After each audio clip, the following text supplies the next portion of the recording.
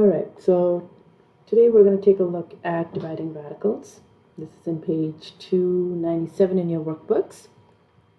And dividing radicals are very much similar to the same as multiplying radicals, as in their rule.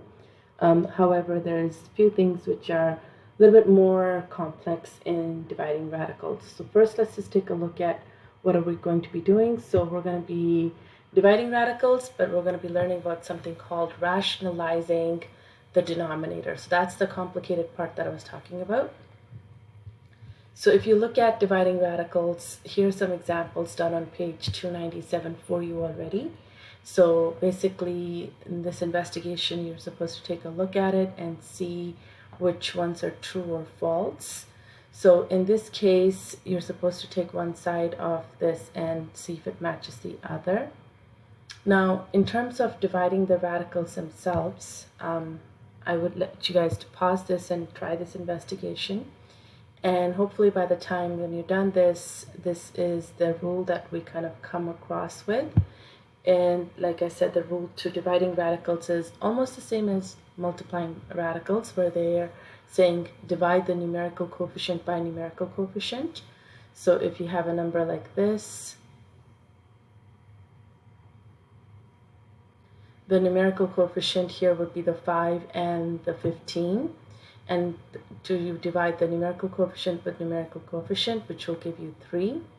And then it says divide the radicand by the radicand. So in this case, root 20 divided by root 10 will leave you with root 2. Once you have something like this done, you would see if you can simplify it any further, and only if that is possible. So in this case, my root 2 is already in the most simplified way, so I'm going to leave it like that. Okay, so if we take a look at the examples on page 297, example number 1, you will see in here that we have similar question as the one that I just gave, 15 root 18 divided by 5 root 3. So again, numerical coefficient by numerical coefficient gives you 3. And I'm writing that in a numerator because this 5 will divide this into a 3. So that's why it's positioned at. If this 15 was in the denominator, then we would have to write the 3 in the denominator. Same thing goes over here. The 3 divides this 18 by a 6, so we're left with root 6. Now, the division is done. What you would have to take a look at and see is, can I divide this any further? No, I can't, so that's the final answer to it.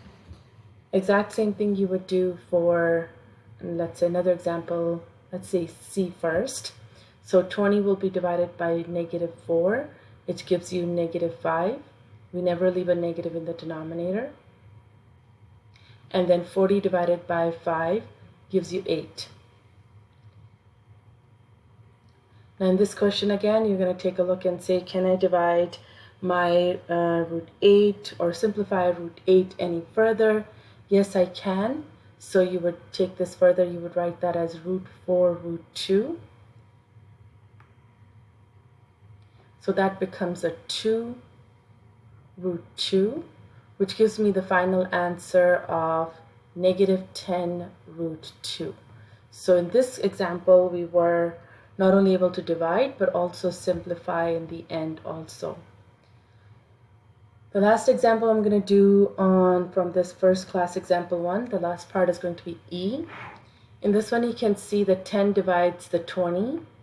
So this time the 20 is in the denominator, so the 2 is in the denominator.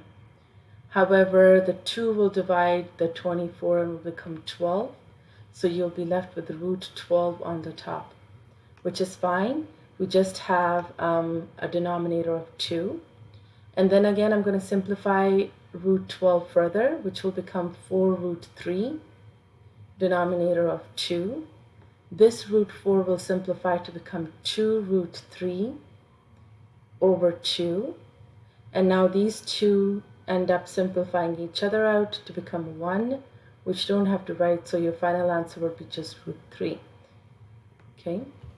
In this time, the denominator got reduced all the way out, but it doesn't have to be. It is okay to have fraction coefficients. So if your final answer for some reason had ended up as being 1 over root 2 over 3, it would be acceptable. You don't have to change that.